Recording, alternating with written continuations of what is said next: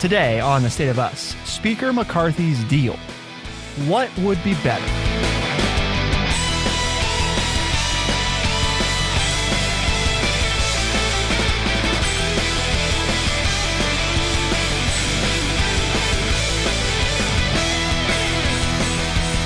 Welcome to The State of Us. I'm your host, Justin T. Weller, joined today by the one and only, your friendly redneck liberal and the senior resident historian here at True Chat, Mr. Lance Jackson. Today, we're looking at how early Saturday morning, House Speaker McCarthy was officially elected after 14 unsuccessful ballots, and a lot of negotiating with roughly 20 Republican members of Congress who basically held the job hostage. What did he have to do in order to become Speaker? Well, we're going to talk about the major items, but then we're also going to look at what does this teach us about maybe what do we want in future speakers? And I don't mean just Republican speakers, but is the way that we're electing speakers really the best option? I mean, if people don't remember, Lance, right, the Speaker of the House is third in line for the job of president. That's correct. Or second in line for the job of president. Right. There's the president. Yeah. Vice president's first in line. Or, yeah. Third, whatever, second or third, however you want to look at it. Well, it's interesting, too, because this allows us to, number one, it's good to be back, folks, and talking a little politics. We've done all these feel-good shows and how to make your life better, but now we got something to talk about in the political world with the old Republicans this time. They could not. They made a big deal out of this big red wave that was going to take over, and it didn't, and then thought it was a done deal on who the Speaker of the House was going to be, and then 15 ballots. I mean, this was, if you were a C-SPAN watcher like me, this was gut-wrenching and exciting Friday night. I know the rest of you youngins out there maybe have a better thing to do on a Friday night, but it was kind of fun to watch how this all played out to pick a Speaker of the House. And, it doesn't have to be this way. That's what people don't understand. Well, the ruling party gets to pick who the Speaker of the House is. No, that's not what the rules say. Now, typically the ruling party does get it, but anybody can be Speaker of the House.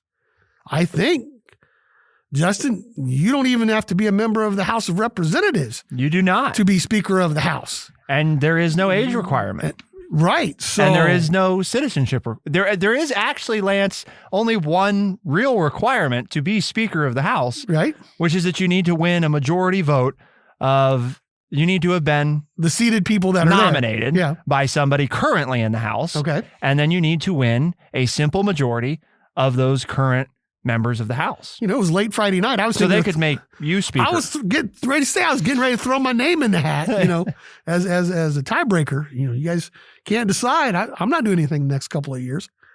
Well, maybe next week or so, depending on what Speaker McCarthy, I guess we can call him that now. He is Speaker.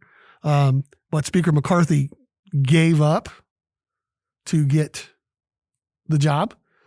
I mean, this really, folks, and this is after the fact, but I'm thinking, how badly does this man want to be Speaker of the House?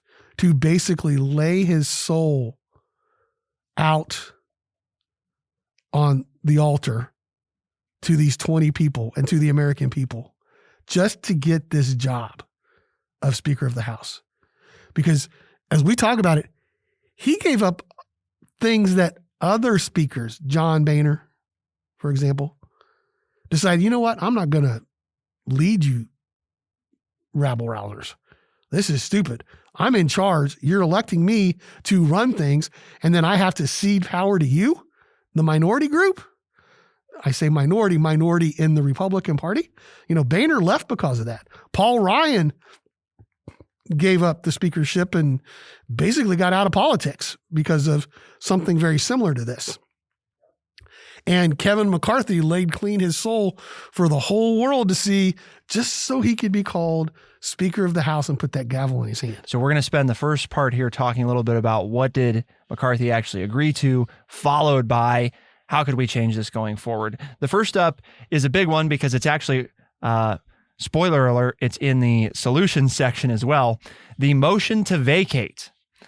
The most crucial concession, arguably, that was made by Speaker McCarthy when it comes to both his own and future elections is the House's ability to handle legislation that divides whoever the ruling party is. And this was an agreement to change the rules that the House is governed by, which in this case restores, so key word there, right? Restores, because this was gone, the motion to vacate the chair, which is a procedure that basically allows the members of Congress to ask for a vote to remove the speaker. Before Democrats changed the chamber's rules in 2019 so that only party leaders could call for a vote to oust a speaker, individual lawmakers had that power. So historically, it's been in and out. The threat of such a vote actually helped contribute to former Speaker John Boehner's resignation from the top leadership post in 2015. Originally, McCarthy had offered that a motion to vacate could be called if 5 members of Congress agreed, then there could be a vote. However, basically what happened is he went all the way down to 1. Yes, so one person can stand up and say, hey, we want to vote on whether or not the speaker can keep their job. Mm-hmm. Can make the motion. It only takes one person to make the motion. But it would take 5 or 6 if everybody votes along party lines to actually remove him as speaker. Well, if all Democrats vote to remove, it only takes 5 to 6 Republicans to oust him. Gotcha. Because of the current split of 222 to 212. Correct. Okay. Because again, it's just a simple motion to vacate, just like to be elected is just a simple majority. So there's that ever very real looming threat possibility now that I think. So anytime Speaker McCarthy does something that one of these 20 people that had the nerve, or anybody else, right? I mean, all 34 people. I mean, you would think he wouldn't call a vote to take himself out. So there's 434 people left in the House of Representatives.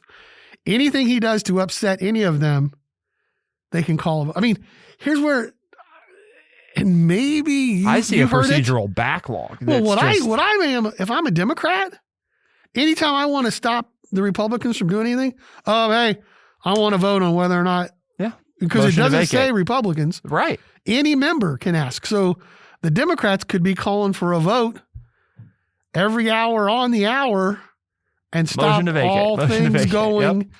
Right? I mean, is this my understanding? Yeah, I mean, I'm not a real smart person, but I can figure this out. Because, and this is the difference between the Senate and the House, right? Like in the House, there are often limits to the duration of discussion, and we get into parliamentary procedure here, it gets kind of dull for folks. But procedurally, depending on the way the House rules are, it would be difficult to stop something because they could probably finagle things in such a way to force it moving forward, or say that the motion to vacate can't be brought up at this time because it can't be brought up inside of other legislation. So but the whole point is this was done to placate 20 Republicans. But it causes a problem for the whole House. But it could be used by the Democrats as well and causes a whole problem for the entire House. Right. Yeah. Because it can definitely bog things down. But nobody's stopping to think about that, right? I mean, unless I've missed something. Nope. The Democrats have the right to ask to vacate the seat. Okay. Debt ceiling and spending cuts was the other one. There's not a lot of public information that's available about this, so we have to go off of what we know. But it is known that Speaker McCarthy made commitments to fellow Republicans to pair spending reductions with any debt ceiling increase, according to people familiar with the matter. Raising the nation's borrowing limit is shaping up to be one of the most consequential fights of the newly divided Congress. Conservatives have long abhorred raising the debt limit, which authorizes the Treasury to borrow money to pay for government expenditures Congress has previously approved.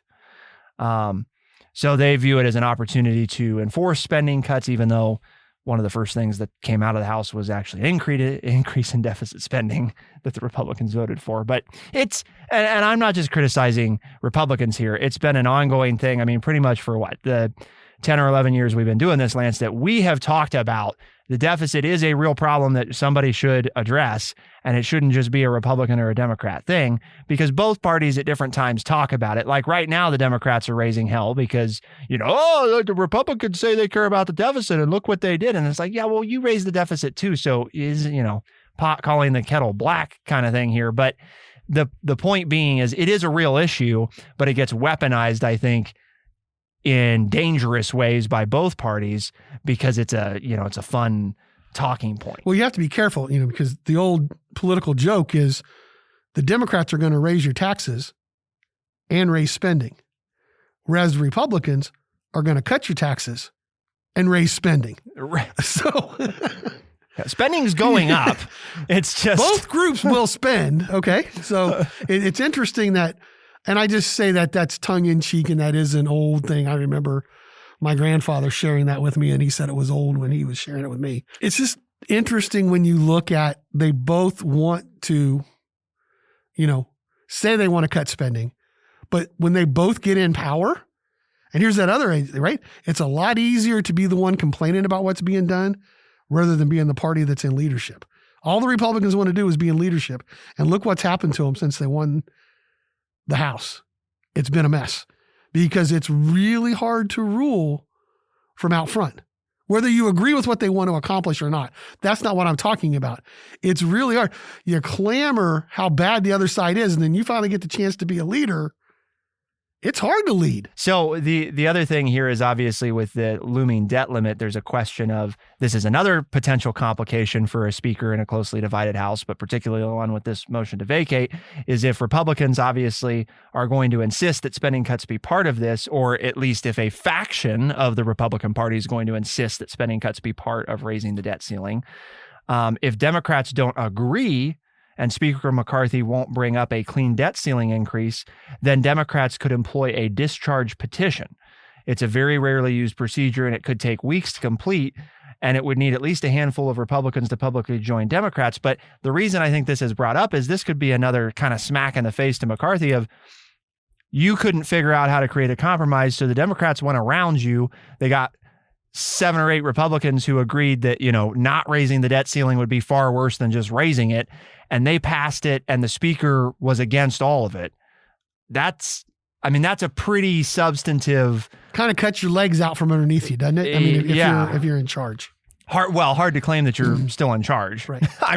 When the opposing side can go get 5 or 6 of your own and get it done, undo everything and not that you couldn't you. Get done. Yeah. So committee assignments obviously is the other one.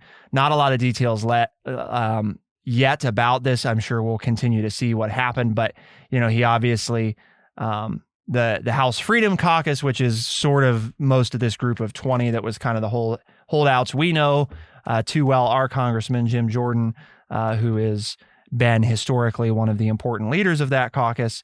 Those members have often felt left out, and that the committee assignments don't usually go their way, and that leadership chooses closer allies. So it's pretty safe to say that there was definitely deals made here. I think it'll just be a matter of watching, who of these people get put on which committees and how many. This is something for the next few weeks to watch. And you say, well, who cares who's heading these committees? Well, these committees determine which bills make it out of committee to go to the floor to be voted on. So the leadership of these different committees determines what the House will vote on. And remember, they're in charge of all money bills, right? That's their big power that they have, is all bills that have to pertain to taxes or money have to start in the House of Representatives. So it will be interesting to see how this plays out, as you said. Other legislative demands. So there were, a number of other holdouts. We'll touch on a few of those briefly, but really what we want to transition into, Lance, is talking about what problems has this highlighted. Hopefully some of them are clear. One of them dutifully dubbed "The Inmates Run the Asylum" by No Labels is allowing any small faction to control or dictate the direction. What could be done about some of these things? So we're going to talk about that as well. Keep it here on The State of Us. We'll be right back.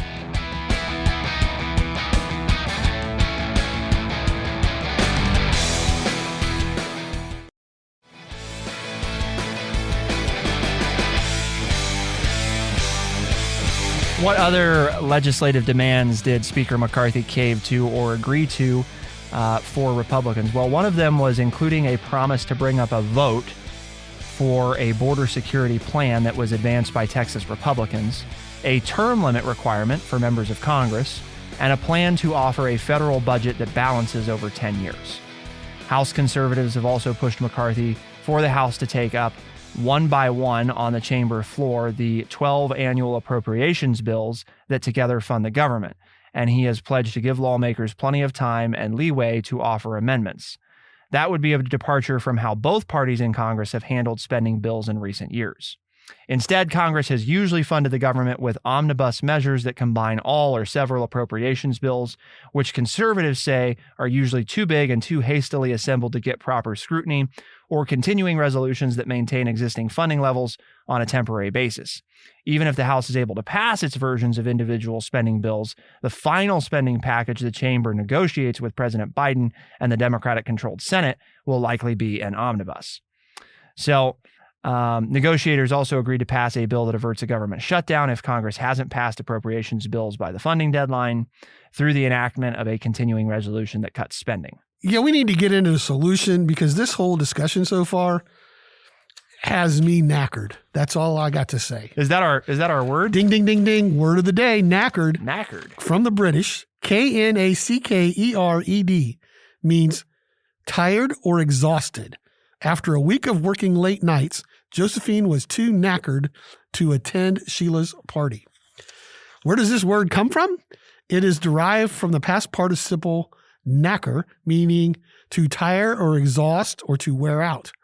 It originally referred to a harness maker or a saddle maker, and later referred to a buyer of animals that were no longer able to do farm work, as well as the buyer of old structures.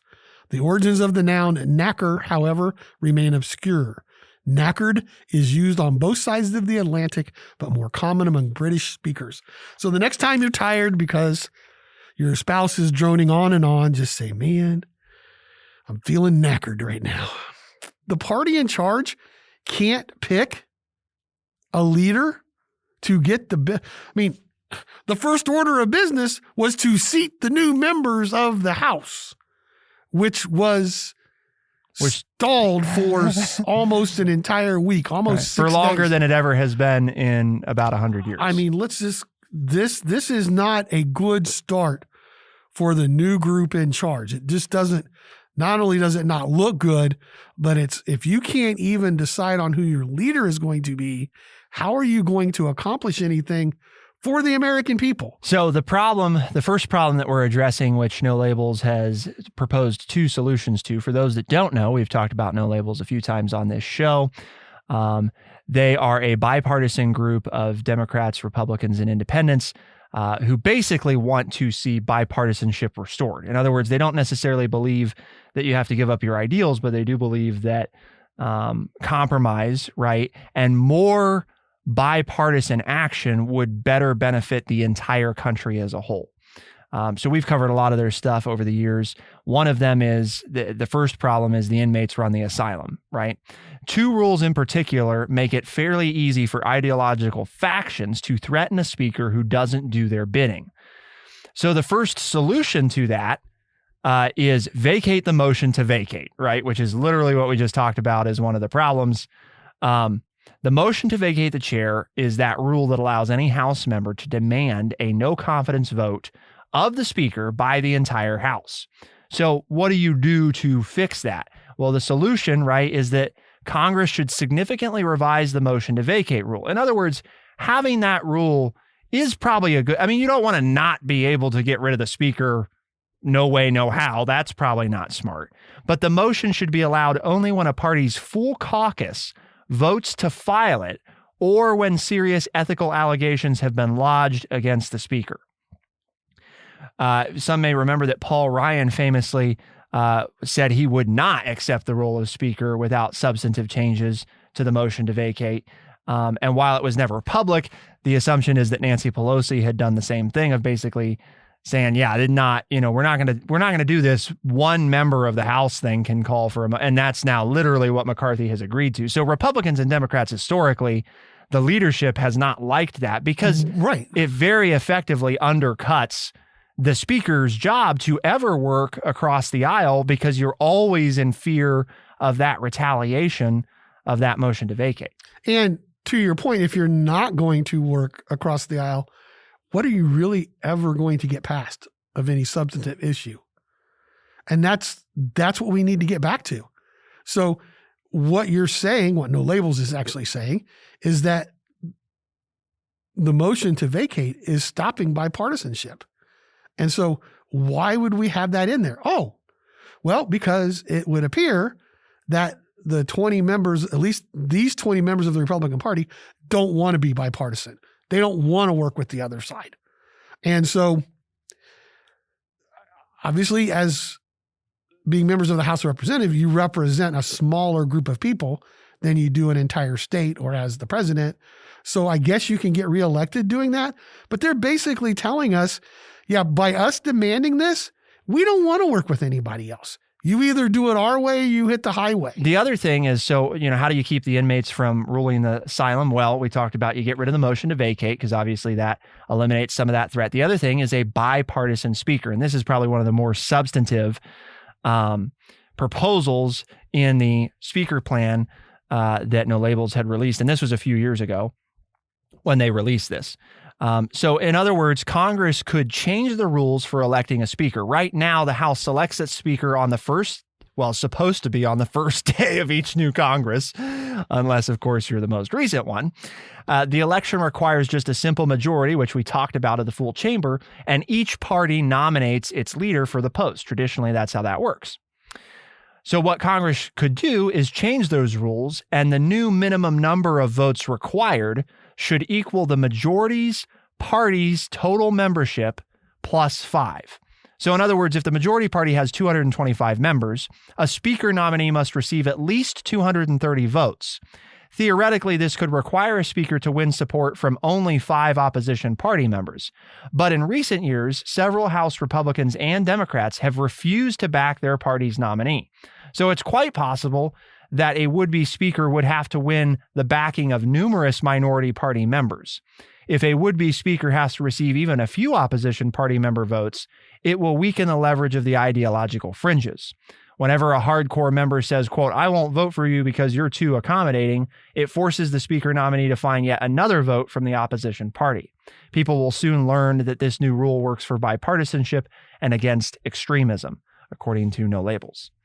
Well, it brings up an interesting point that lost in all this was the Democrats put up somebody all 15 votes as well. Correct. And Mr. Jeffries from New York solidly got all Democratic votes, which you've always been very hard on the Democrats, saying they fall apart. They can't stick together on anything. Yep. Well, they did stick together here on the House vote because, contrary, everybody was, McCarthy didn't get the votes. Yeah, but the Democratic candidate, because the Democrats get to put up, even though they were in the minority, got to put up somebody, and their candidate got all the Democratic votes every time. So they voted in solidarity. Not saying that's a good thing. It's just kind of pointing that out, just to kind of rub it into Justin a little bit. The Democrats did hold their line. They held their ground when they knew they couldn't win. So, I mean, yes, it is true. They were all united around the loser, but it would be interesting if they had actually stood a chance of getting him elected if they would have stayed united around. You know what I mean? There's no threat to unity if the unity is not going to materialize into anything. I mean, those 6 or 7 of those 20 weren't going to jump ship and vote for Hakeem Jeffries to be Speaker of the House. I think that's a good idea. I mean, it's a little lame, because if you only have to get 5 votes above, 5 out of the opposing party, doesn't seem like that would be too hard to do. The theory that it is better because, you only need 5 more votes. Well, you still have to keep all of your own votes. And if you start promising those committee appointments to the people to get votes, you're going to lose some of your farthest right or farthest left people. Fair point. But then here's where I take that to the next step of that may also then be another problem with this, is that could you ever actually get to the threshold? Because every time that you trade, I mean, one of the things that they highlight as a potential strength, which is every time that you lose an extremist, you now have to pick up a centrist. Are there times where you could ever actually make that happen? Because could you lose? You lose the extremist in your own party as well. You lose both extremes, and now there's maybe not enough remaining House members. Well, and their point though is that the extremists are less than 10%. So as long as that remains true, then it's not a problem. Right. So, I mean, yeah, it's again, I think it's worth a try. You know what I mean? One of the nice things about the House is, remember, this changes frequently. That is kind of the point of the House. It doesn't stay the same very long. The minority party might as well stay home. This is a long known one, right? This is the problem. In other words, like, for example, when the Democrats were in charge for the past couple of years, it's like, well, is it really worth, why are we paying all these Republicans to be here other than to just kind of be noisy? Because, they really can't do anything. So is it wise for the minority party to be so powerless in the House? And what could be done about that? Keep it here on The State of Us. We'll be right back.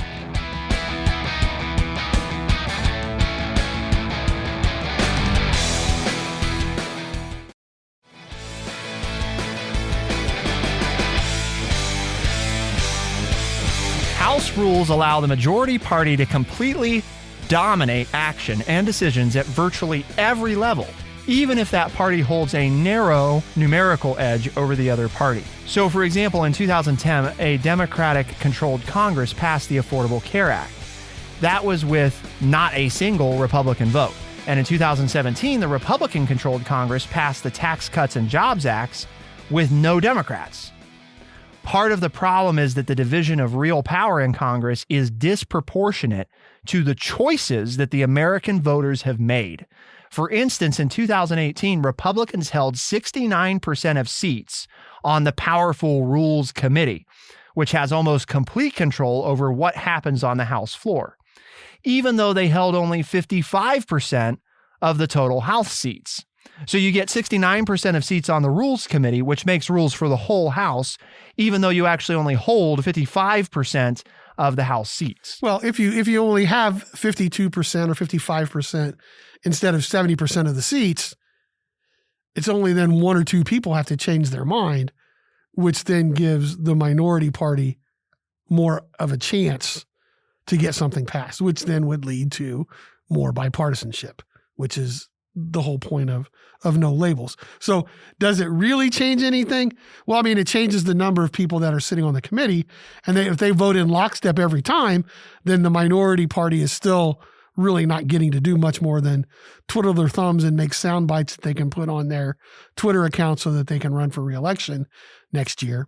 You say, well, but it's every 2 years. Well, they start running a year after they get elected. So it's really only a year that they do anything. But it's better than what we have, right? It goes back to the same thing as changing the rules on how you pick the speaker. Some changes better than what we have. Give it a chance. See if it makes a difference. So what do we do about making it more fair for the minority party? Fair notice for all bills.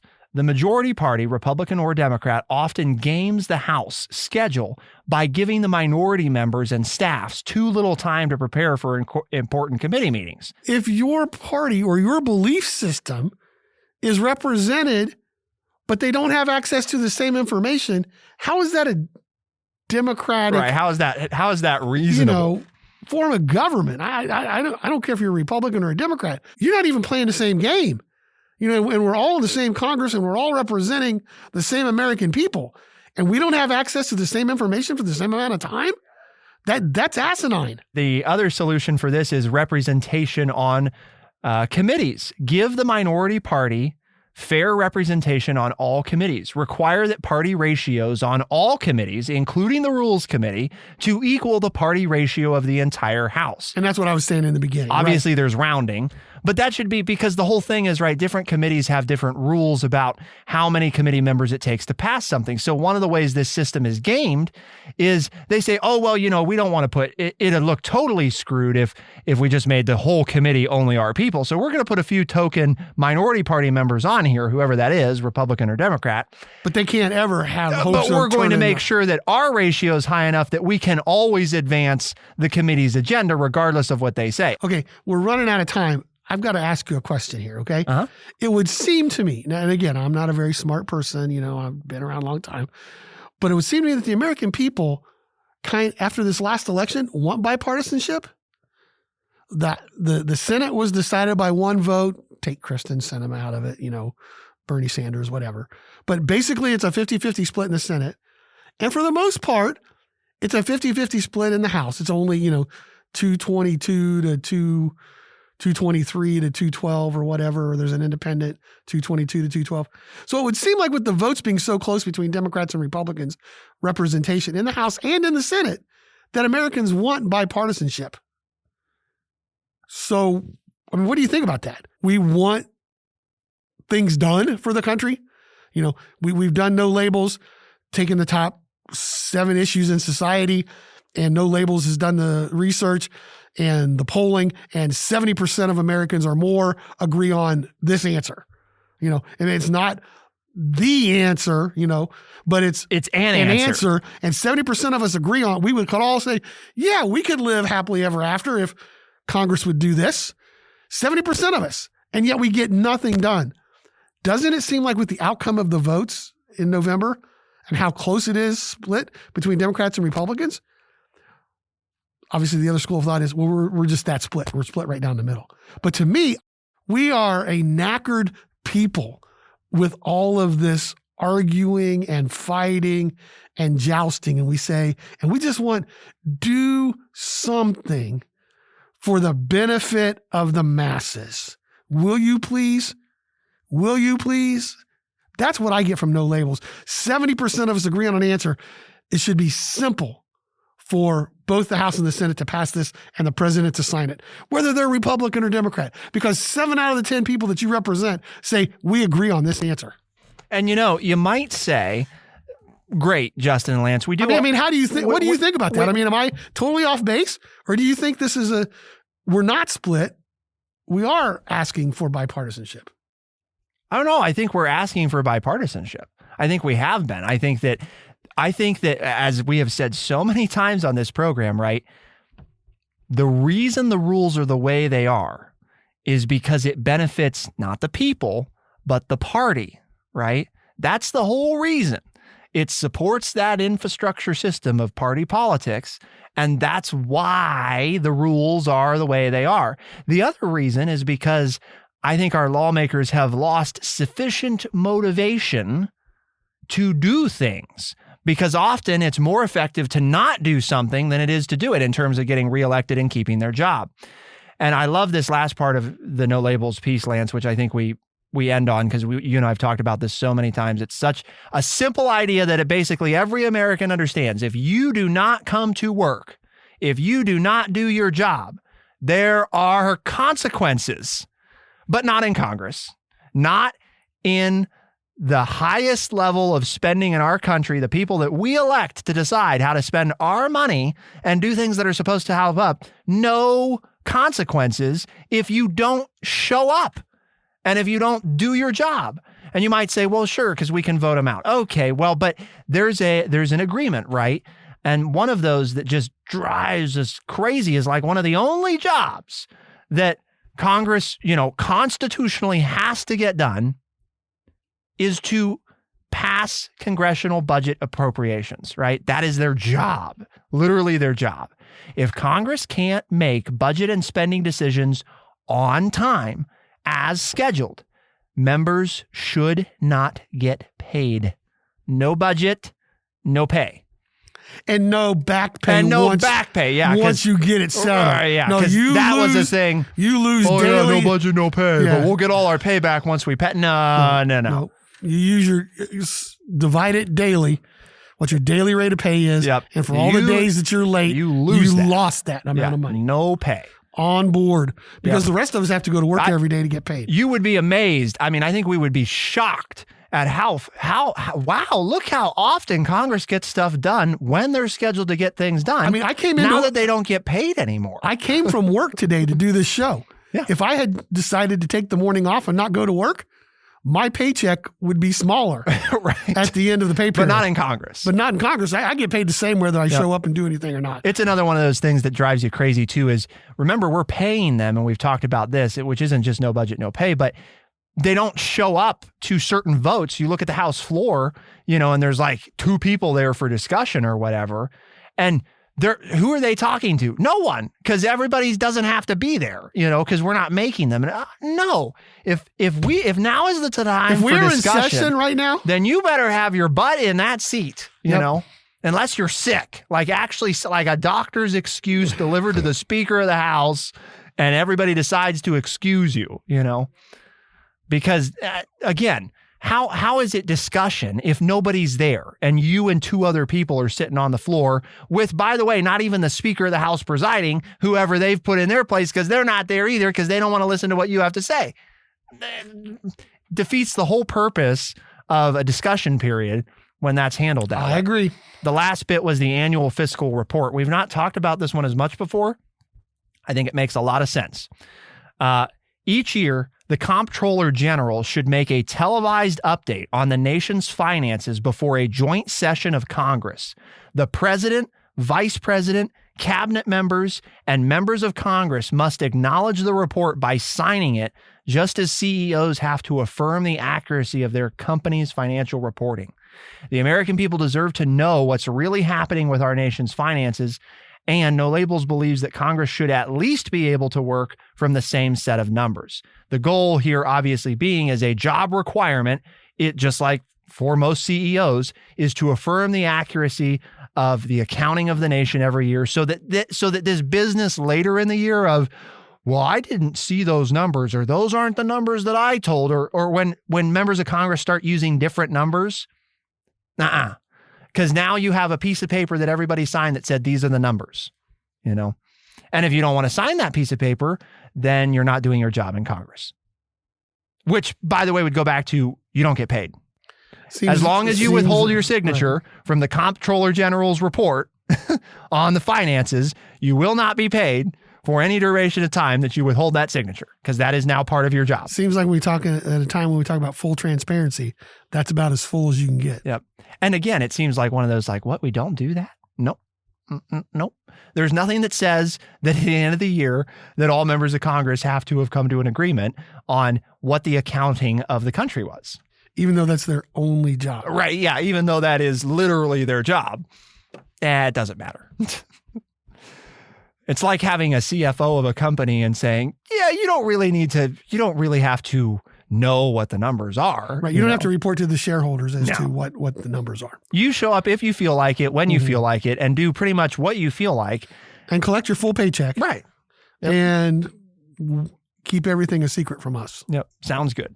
Even though that's not the job you were hired to do, you were hired to actually take care of this stuff. But yeah. So anyway, Lance, why do we have this conversation? What was the point? Because we have a mission here at True Chat, and it is to educate people by providing honest, open, and respectful conversations. Hopefully you've enjoyed today's show. You've learned a little bit. I know I have. Tell your family and friends about us and tell them they can find us, the places, Spotify, Overcast, Stitcher, Apple Podcast, and everywhere podcasts are found. Lots of places. The State of Us releases new episodes Tuesdays and Thursdays as a podcast. Those same episodes are heard on the weekends on AM and FM radio stations around the country.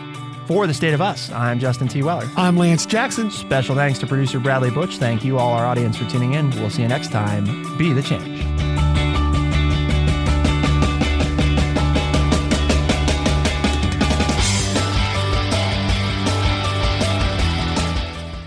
Be sure to check out our website, thestateofus.org, for books, articles, and all the ways to tune in. thestateofus.org.